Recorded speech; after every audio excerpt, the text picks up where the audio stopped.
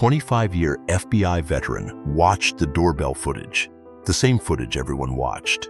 Everyone else focused on the mask, the gloves, the backpack, proximate height, the surface details, the visible description of someone trying not to be seen.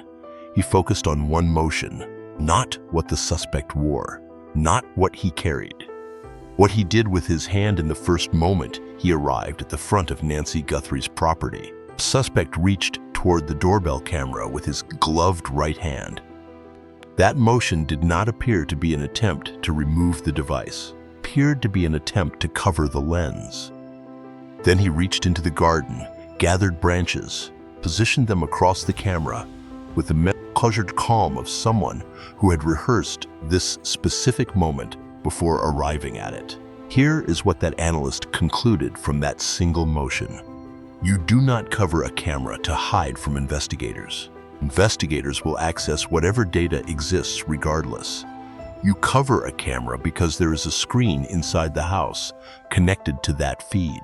And you do not want the person inside to look at that screen and see a masked face before they decide whether to open the door. Because that is the conclusion Johnny Grusing reached, 25 years inside the FBI's Denver division.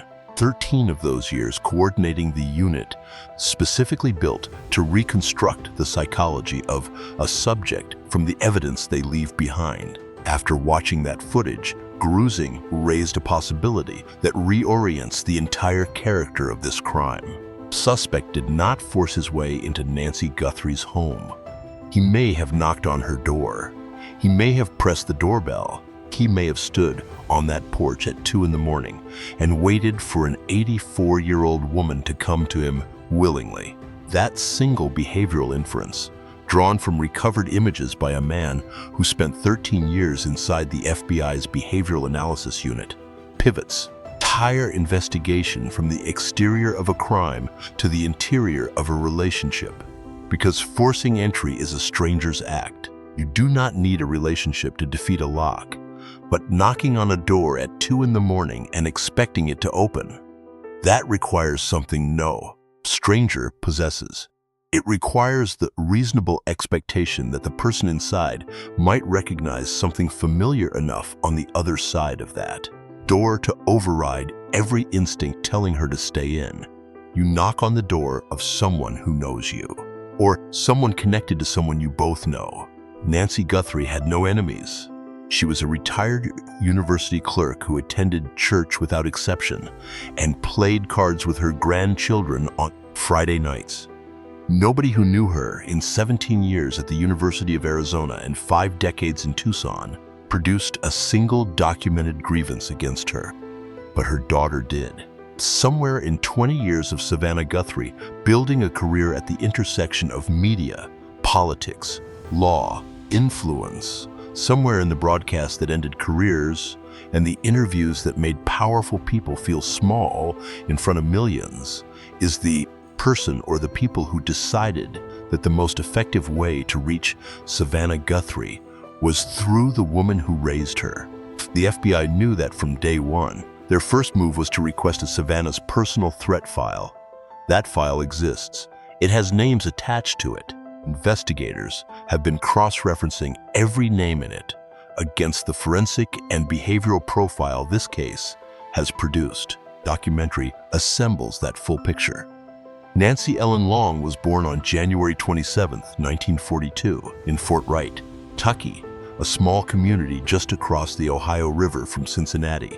She attended Catholic all-girls schools. She studied at the University of Kentucky, where she worked on the student newspaper as society editor. She was sharp, socially engaged, by every account, someone who moved through the world with a specific kind of quiet authority. The kind that does not announce itself. She met Charles Guthrie on a blind date. She looked at him standing at the door of her sorority and, by the story Savannah has told more than once, said to herself, "That is the man I am going to marry." She was right. They wed on December 28, 1963. Charles was a mining engineer. His work took the family around the world, including a period in Melbourne, Australia, where Savannah was born in 1971. 2 years later, Family settled in Tucson's Catalina foothills neighborhood, and Nancy Guthrie never left. She raised 3 children in the desert heat. She went to church every Sunday.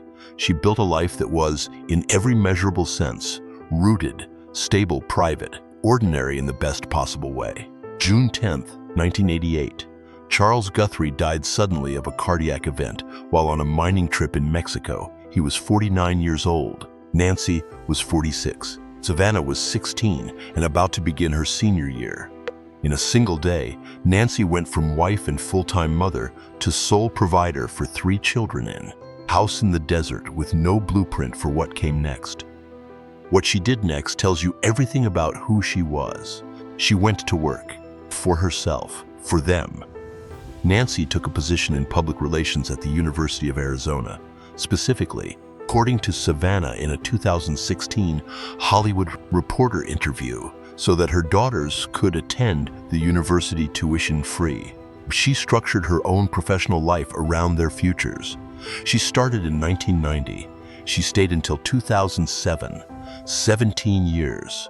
During that time, she served as coordinator of the Center Stage program, a musical performance series for hospital staff and patients. She served as program director for MedCamp, introducing Arizona high school students to careers in medicine. In 2000, colleagues elected her president of the Southern Arizona chapter of the Public Relations Society of America. That is not a title given to someone people merely tolerated. That is a title given to someone people respected. Her son Cameron became a colonel and flew F-16s for 26 years in the Vermont Air National Guard. Daughter Annie became a poet and a creative writing teacher. And Savannah, the youngest, became one of the most recognized broadcast journalists in the country. Nancy encouraged all of it. Savannah has said repeatedly and publicly that it was her mother who pushed her toward journalism, who saw something in her youngest child before anyone else did, who kept pushing even when the path was uncertain. Retiring from the University of Arizona in 2007, Nancy returned to the life she had always preferred. Quiet, faithful, present. She attended church. She played cards with her grandchildren on Friday nights at Annie and Tommaso Chioni's home. She watched Savannah on the Today Show every morning from the house she had lived in for more than 50 years. Now hold all of that. Then ask yourself the question investigators ask themselves in the first 24 hours. Who had a grievance against Nancy Guthrie? After 50 days of active federal investigation, after the FBI and the Pima County Sheriff's Department canvassed her neighborhood, reviewed her history, interviewed her colleagues, and followed every thread available, the answer is nobody. Not one credible report of conflict, one documented grievance. The sheriff described her as sharp as a tack. Her church called her a revered member of the community. Retired University of Arizona Vice Provost described her as overwhelmingly positive and gracious. Savannah described her as the rock who held the family together after her father died. Woman who met every hard thing life delivered without self-pity, with determination, and with what Savannah called unshakable faith. Body had a reason, but the crime committed against Nancy Guthrie was not built around her life at all. It was built around her daughters. At 5:32 in the afternoon on Saturday, January 31st, 2026, Nancy took an Uber from her Catalina foothills home to the nearby residence of her daughter, Annie, and son-in-law Tommaso Chioni. Dinner, card games, the kind of evening that had become a fixed point in her weekly routine. Pima County Sheriff Chris Nanos would later confirm publicly and without qualification that Nancy Guthrie had no cognitive decline. She knew who she was, she knew where she was, she knew her life. At approximately 9:48 that evening, Tommaso Chioni drove her home. He dropped her off. Nancy walked into the house she had lived in for over 50 years. That was the last confirmed moment anyone in her family saw her. At 1:47 a.m. on February 1st, the Nest doorbell camera at the front of her property disconnected. Not a battery failure, not a system error, disconnected. 25 minutes later, At 2:12 a.m., a separate security camera on the property detected motion at the front of the house. At 2:28 a.m., Nancy's pacemaker completed its final sync with her Apple devices. A pacemaker application does not go silent randomly. It goes silent when the device moves beyond Bluetooth range of its paired phone.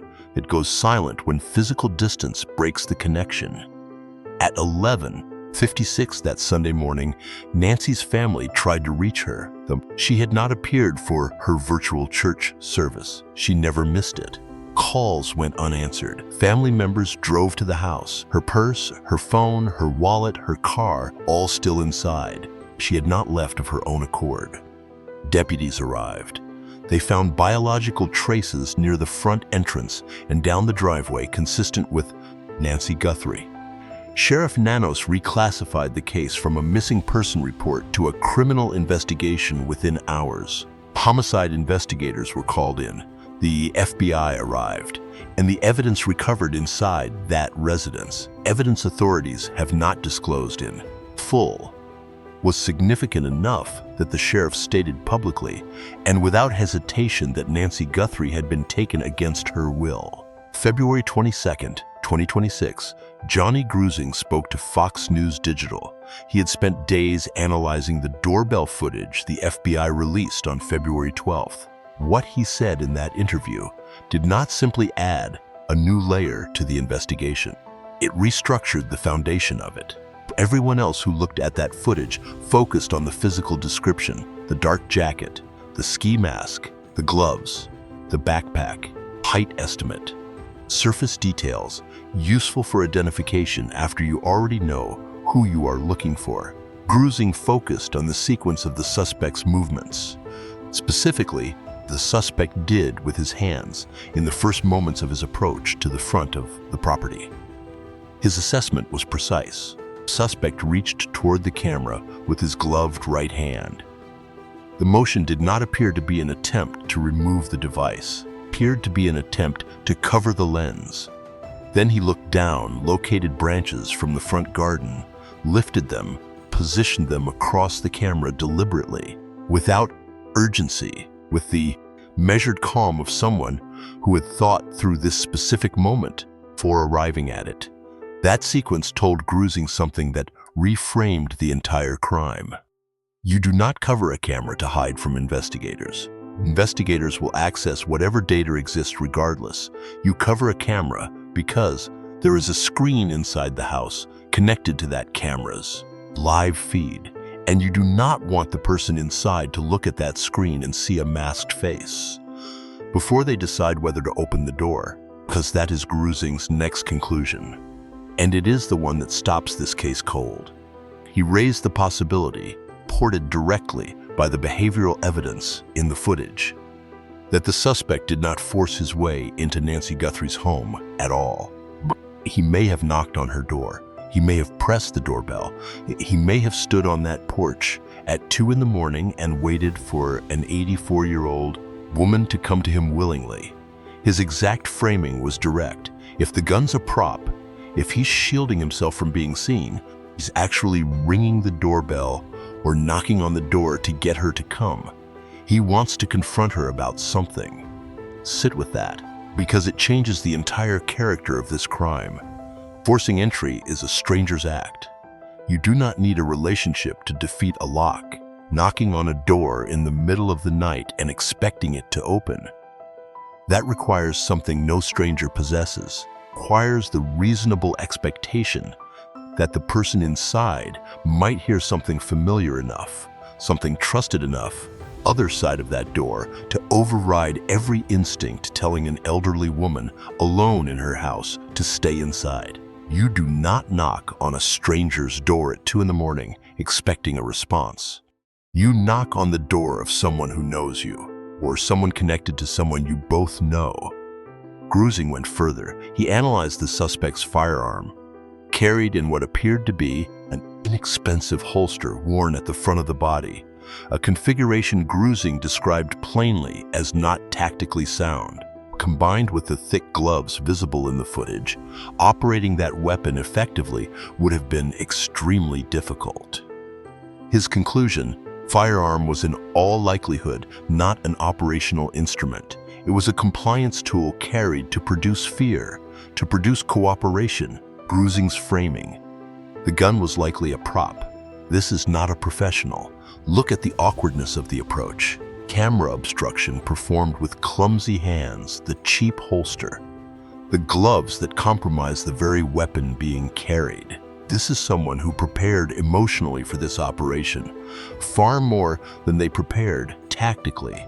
Someone driven by something powerful enough to override caution, override logic, override the enormous risk of targeting a woman in her own home in a residential neighborhood in the middle of the night. Kind of override does not come from financial calculation alone. It comes from something personal, something that has been building, something strong enough that this person was willing to walk up to a porch at 2 in the morning with a prop firearm and knock because they needed to confront someone, because they believed in whatever framework they were operating inside, that they had been wronged. Then Grusing made the observation that connects every thread in this case. He has always believed that during the interaction between the suspect and Nancy Guthrie, something went wrong, something unplanned, something that forced the situation to escalate beyond whatever the original intent had been. His specific theory: Nancy may have identified the person in front of her. She may have said something, a name, a recognition. That moment of identification caused a panic the suspect had not prepared for. The original plan collapsed. Removing Nancy from the property became not the goal of the operation, but the consequence of its failure. He was not there to take her. He was there for something else. And when Nancy recognized him, taking her became the only available response. On the morning of February 2nd, 2026, a Cold News 3 anchor in Tucson opened an email. What was inside stopped the newsroom cold. A ransom demand, specific, detailed, containing information about the interior of Nancy Guthrie's home that had not been released publicly, position of items inside the house, a broken floodlight on the exterior of the property, details that a speculative letter writer composing fiction would not have access to. Cold anchor Mary Coleman confirmed on CNN 2 days later, only someone who had been inside that house, or someone in direct contact with whoever had been, could have known. The demand was for $4 million payable in Bitcoin with a deadline attached. The same note, or a version of it, arrived at TMZ's tip line the same day. By February 9th, the figure had risen to $6 million. New deadline was set. The Guthrie family responded publicly. Savannah, alongside Annie and Cameron, posted a video to Instagram stating they had received the message that they understood that they would pay. 5 p.m. on February 9th arrived. Deadline passed. The Bitcoin wallet sat at zero. No follow-up contact was made. Structure of a professional ransom operation, private contact, proof of life, quiet negotiation, secured exchange was entirely absent throughout. Now look at the math. Nancy Guthrie was a retired university worker. She owned a modest home. She had no significant investment portfolio, no business assets, no public financial profile of any kind. Ransom demand, directed at Nancy's own resources, would have been a fraction of $6 million. $6 million figure has no relationship to Nancy's financial reality. It has a very specific relationship to someone else's. Savannah Guthrie earns between $8 and $24 million annually. Her estimated net worth is approximately $40 million. $6 million is a figure that someone arrives at after studying salary reports, contract negotiations, publicly available financial disclosures tied to Savannah's career.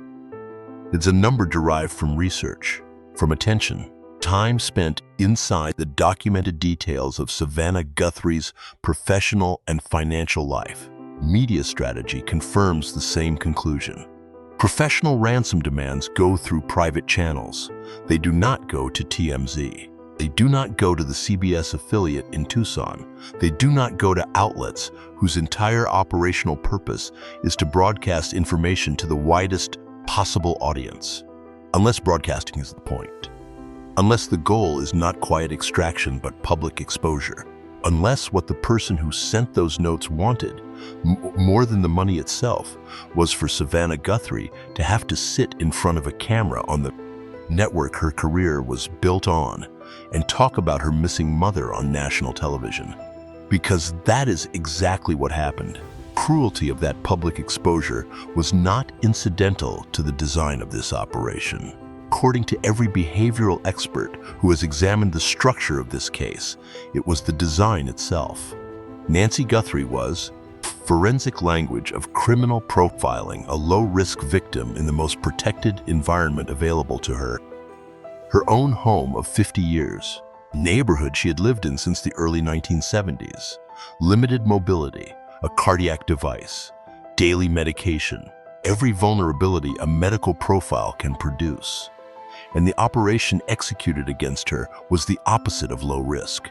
Planned across multiple reconnaissance visits, it required technical knowledge, prior access, timed coordination, a pre-sourced backpack, staged approach to a doorbell camera. 4 independent FBI experts have all identified this disparity as the structural key to this case.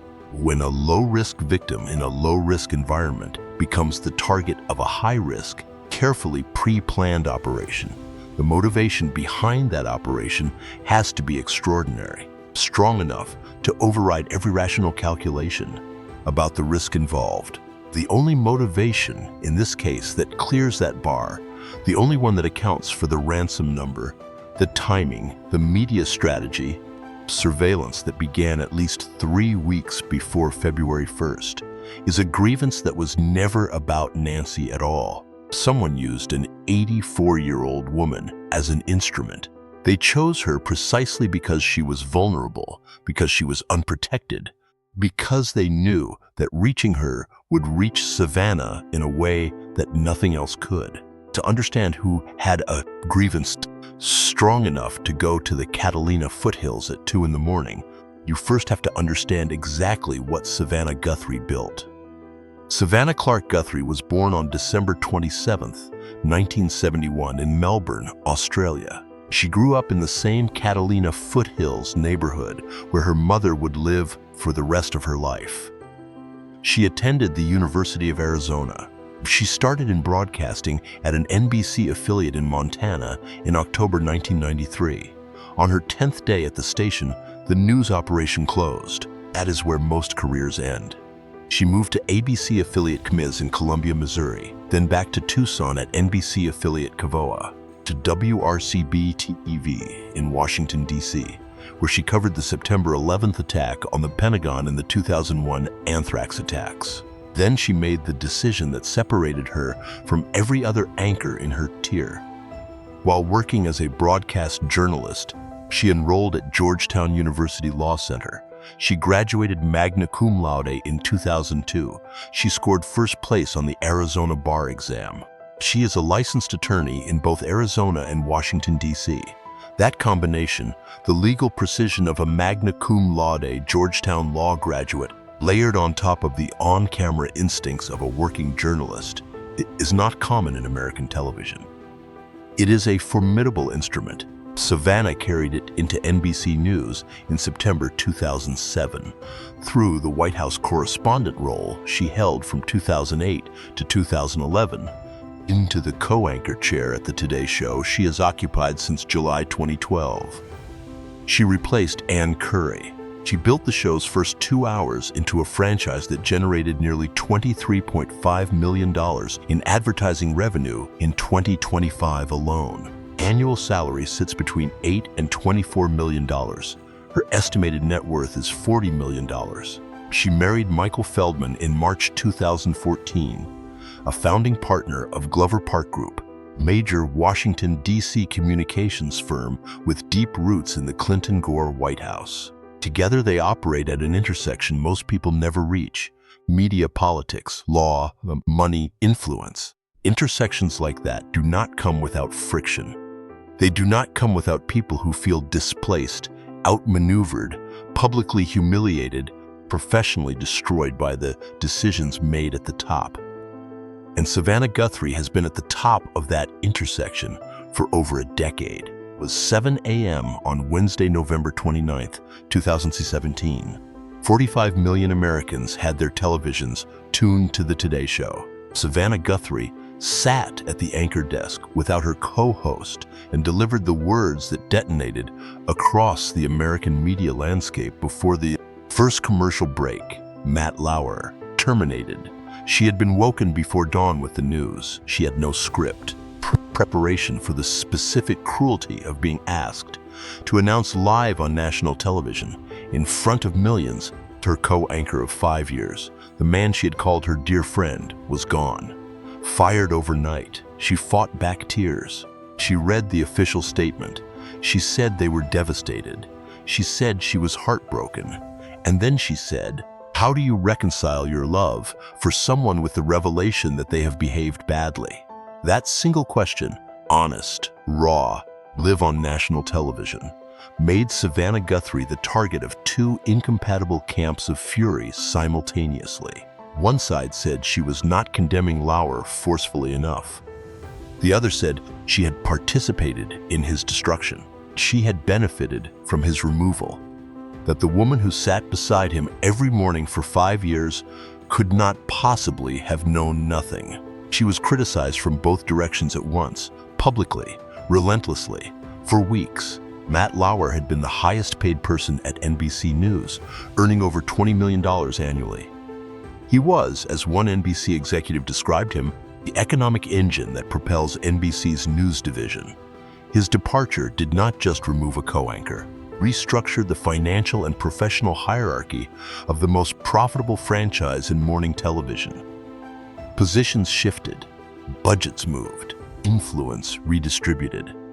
And the person who emerged at the highest point of that restructured hierarchy was the woman who had announced his termination live on air. The professional earthquake that Lauer's firing caused sent aftershocks across an entire network. Producers who had aligned themselves with his era, correspondents whose career trajectories had been shaped by the structure of a franchise he had for 2 decades. When that structure collapsed, the debris fell unevenly, and Savannah Guthrie was standing at the top of what was left. Grievance does not always announce itself. Sometimes it goes quiet. Sometimes it settles into the professional landscape of a person's daily life and calcifies there slowly over months and years until it becomes what a 25-year FBI behavioral analyst would recognize immediately as the psychological architecture of a personal operation. Now add the detail that makes the timing of this case almost impossible to treat as coincidental. January 2026, the same month Nancy Guthrie disappeared. Brooke Neville's, NBC producer, whose complaint had directly led to Lauer's termination in 2017, published her memoir, reignited the entire Lauer conversation at NBC. It put the 2017 termination back on the front page, put Savannah's name back in those articles. Because Savannah was the anchor who had announced the firing, the anchor who had navigated the fallout, the anchor who had survived and risen while others around her had not. Neville's memoir landed in January 2026. Nancy Guthrie disappeared on February 1st, 2026. 13 days separated those two events. FBI's Behavioral Analysis Unit does not treat timing as coincidence. It treats timing as evidence. October 15th, 2020. Perez Art Museum in Miami, Florida. Savannah Guthrie sat across from the sitting president of the United States in front of a live audience, national television feed, and approximately 13 million viewers. Within the first 15 minutes, became something American television had not seen in years, a sitting president visibly uncomfortable, unable to redirect, unable to run out the clock with a friendly host who would let an evasion pass. When the president retweeted a conspiracy theory, Savannah pressed him directly. When he refused to answer a factual question, she came back. And when she looked at him and said, "You are the president. You are not like someone's crazy uncle who can just retweet whatever." The clip was on every platform in the country within an hour. The broadcast won an Emmy Award for Outstanding Live Interview. Journalism circles, it was widely described as one of the finest moments of Savannah Guthrie's career. On the other side, backlash was immediate, organized, and sustained. Fox News commentary described it as a political debate rather than a news interview. A change. Org petition demanding Savannah's firing gathered significant traction within 48 hours. At a rally held after the broadcast, former president described her performance from the stage as, in his exact words, a crazed lunatic rising out of her chair as she screamed. Questions. Now understand what that moment produced, not in media terms, in behavioral terms. The FBI's Behavioral Analysis Unit does not measure public backlash by the number of tweets or the volume of cable news commentary. It measures it by the specific psychological architecture it leaves behind in the people who feel it most intensely. Research on grievance-motivated action is precise. The perpetrator does not need to have been directly harmed. They need to believe they were wronged. They need to have processed a public event as a personal injury. They need to have spent enough time nursing that belief that it moved from emotion into something operational. Political loyalty is among the most powerful incubators of that process. When a person's political figure is publicly challenged, the loyalty that figure commands does not distinguish between a professional journalistic exchange and a personal attack. To millions of people watching that broadcast, Savannah Guthrie was not a journalist doing her job. She was an enemy. Enemies, in the specific grammar of grievance-motivated psychology, require a response proportional to the injury they caused. FBI has access to that the public does not are the private communications, the letters, the emails, the direct messages, calls to NBC's switchboard. Every major television network maintains a threat file for its prominent anchors, not by choice, but by necessity. The FBI requested Savannah Guthrie's full threat file within the first 48 hours of Nancy's disappearance. That file exists, has names attached to it, and investigators are currently working through every name in it against the forensic and behavioral profile this case produced. Former FBI profiler Jim Clemente introduced a behavioral framework that reorients the entire motivational structure of this case. He said the suspect's behavior shows a fixation on the Guthrie family that goes beyond financial calculation. Getting an emotional reaction from Savannah Guthrie, Clemente said, may have been sufficient for the suspect's goals. Ransom may have been, in behavioral terms, a performance, a mechanism for inserting himself into Savannah's public life, forcing a woman with 4 million daily viewers to acknowledge his existence, his grievance, his power over something she loved. Clemente introduced a specific subcategory of fixated individual that the FBI's behavioral unit has studied extensively. He called them automatic stalkers, individuals who feel a deep personal connection to a public figure that exists entirely within their own psychological framework. The public figure does not know them, has never met them, but inside the stalker's internal world, the relationship is real, specific, and reciprocal. When that perceived relationship is threatened, when the stalker believes it has been denied, violated, or ignored, the response can escalate from passive fixation to active operation. The target of that operation is rarely the public figure directly. Public figures have security, visibility, and resources. The target is the person closest to them, the person most accessible, the person who, taken, guarantees the emotional response the fixated individual has been seeking all along. Nancy Guthrie was accessible. She lived alone. She had a predictable schedule. She had a security system without a storage subscription. She had a garage door that opened at 9:50 on a Friday night and a porch that the right person could reach at 2 in the morning without anyone on that street noticing until it was already over. The most dangerous person on Savannah Guthrie's enemy list may be someone Savannah has never spoken to, someone she has never been in the same room with. Someone who built an entire architecture of grievance from the outside, from a television screen from a search engine, from a parked car, on a residential street in the Catalina foothills on the night of January 24th, 1 week before he came back and knocked on the door. Jim Clemente added the physical layer. The suspect is probably in his 30s or 40s.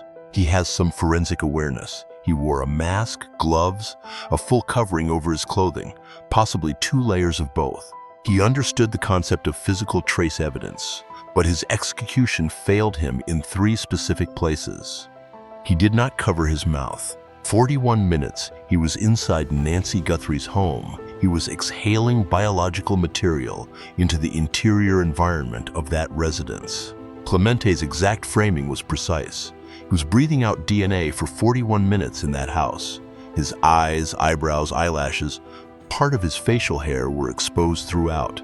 That material, microscopic, invisible to the naked eye, does not disappear. It settles, waits. And inside a protected interior environment, it remains viable for forensic analysis long after the person who left it believed they had gotten away clean. And then there is the right wrist. In the surveillance images released by the FBI, Clemente identified what appears to be a marking on the underside of the suspect's right wrist, visible in at least one frame where the glove shifted position, consistent with a tattoo. A tattoo at a specific location on the body is not a general descriptor, it is an identifier. It narrows a field, it compresses a pool of potential subjects with a precision that physical description alone cannot achieve. Less than 2 miles from Nancy Guthrie's home, investigators recovered what appeared to be a black glove consistent in color and style with the gloves visible in the surveillance footage. Law enforcement does not document and photograph a piece of recovered material without a reason. DNA evidence recovered from the scene is mixed, confirmed to contain genetic material from more than one individual. Mixture has extended the analysis timeline. The laboratory processing required to separate, sequence, identify individual contributors to a mixed sample is methodical work. It cannot be compressed without compromising the integrity of the result. Genetic genealogist C.C. Moore, one of the country's leading experts in forensic DNA analysis, stated directly that a single rootless hair recovered from inside that residence could be sufficient to build a genetic profile and run it through genealogical databases. These techniques, she said, have broken cases closed for decades. The question is not whether the evidence is there. Question is the laboratory timeline. The investigation's physical architecture also points toward a coordinated operation of more than one person. Security gate at the front of Nancy's property is a reinforced perimeter gate. Law enforcement experts examining the property layout concluded that breaking through it from the outside would have been nearly impossible. Yet Nancy's was removed from that property, which means the access point that allowed her to be moved out through the front had to come from the interior. The working theory investigators have developed. A second individual was already inside the home when the masked figure appeared on the front porch. The person outside was not the entry point, he was the exit coordinator, receiving Nancy once someone already inside had completed what they came there to do. 2 suspects, 1 operation, 1 inside, 1 outside, coordinated, timed, pre-planned across multiple visits to a neighborhood that investigators believe was under active surveillance from at least January 11, 2026, 3 weeks before Nancy disappeared, March 22, 2026. Nancy Guthrie has been missing for 50 days. News vans are gone from the street outside her home. Orange cones have replaced them. Parking restrictions extend half a mile in every direction. Sign staked in the front garden reads, "This neighborhood needs space to process, heal, and gather in privacy." Yellow flowers and handwritten notes have accumulated at the property line, left by strangers who drove to the Catalina foothills because they could think of anything else to do. Inside the investigation, the pace looks different than it does from the outside. 20 to 24-person task force split evenly between the Pima County Sheriff's Department and the FBI's Phoenix Division is working this case every single day. The Pima County Sheriff's Department confirmed on March 13th that investigators continue to analyze various forms of evidence, including material from forensic laboratories and images and video captured by cameras. Sheriff Chris Nanos appeared on the Today Show on March 13th and said something that every person following this case needs to hold. Asked whether investigators believed they knew why Nancy was taken, Nanos did not hedge.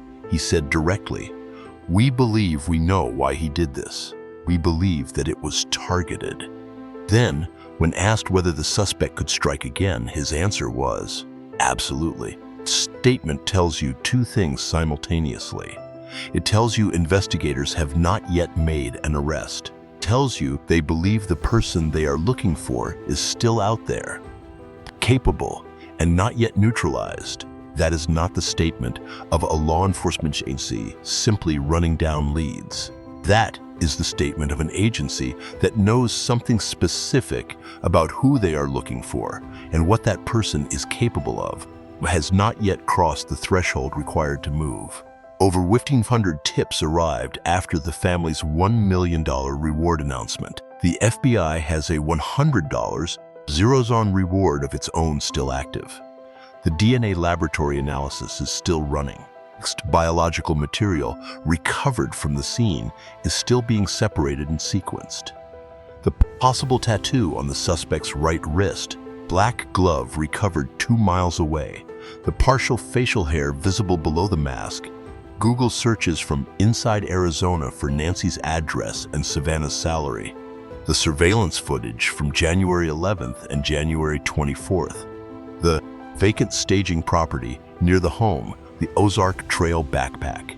These are not scattered fragments of a case without direction. They are the components of a forensic architecture that a dedicated task force has been building quietly, methodically, across 50 days with the specific patience that multi-suspect investigations of this complexity require. Jim Fitzgerald made an observation that this case demands you pay attention to. The suspect, he said, is not invisible. They are in someone's daily life, someone's workplace. Someone is sitting across from this person right now. People around them have noticed that something changed after February 1st, 2026. Sleep disruptions, changes in routine, over-explaining whereabouts to people who did not ask, constructing unsolicited alibis, specific kind of visible anxiety that surfaces when someone is carrying knowledge they cannot share and fear they cannot suppress. Someone in your life has been different since February 1st, 2026. Look at the footage. Look at the FBI's images of that masked figure on the porch, the black mustache, the backpack, the right wrist, and call the number. Nancy Guthrie spent 50 years in the same house. She went to church. She played cards with her grandchildren. She raised 3 children on a university clerk's salary after losing her husband at 46 and never stopped. She had no enemies, but her daughter did. Somewhere in the documented history of Savannah Guthrie's 20 years at the top of American media is the person or people who looked at all of that career, the power, the interviews, the firings, the political confrontations, 4 million daily viewers, and decided that the most effective way to reach Savannah was through the woman who raised her. The FBI knows what kind of person does that. They know what the profile looks like. They know what the behavioral signatures are, and the investigation does not close until Nancy is found. If you have any information about this case, the FBI tip line is 1-800-CALL-FBI. You can submit anonymously at tips.fbi.gov. Pima County Sheriff's Department, 520-351-4900. The reward stands at over $1.1 million. Anonymous, cash. Nancy Guthrie has been gone for 50 days. Her family is still waiting, and the answer already exists somewhere.